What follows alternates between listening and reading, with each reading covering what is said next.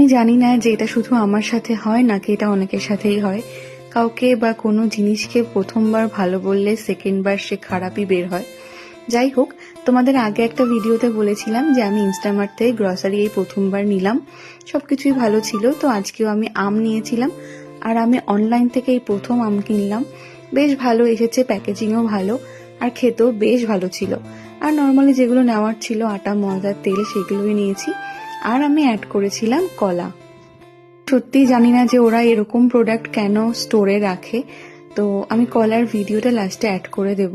কলাটা আমি ফার্স্টে যখন আনপ্যাক করছিলাম তখনই আমার ব্যাগের ভেতর থেকে একটা পচা পচা গন্ধ আসছিল। তো আমি ফার্স্টে বুঝতে পারিনি, যেহেতু আমি অনলাইন থেকে নিয়েছি। তো আমি খুলে দেখলাম যে কলা, যে কটা কলা দিয়েছে সবগুলো কলা নষ্ট ছিল। আমি লাস্টে ভিডিওটা অ্যাড করে দিচ্ছি।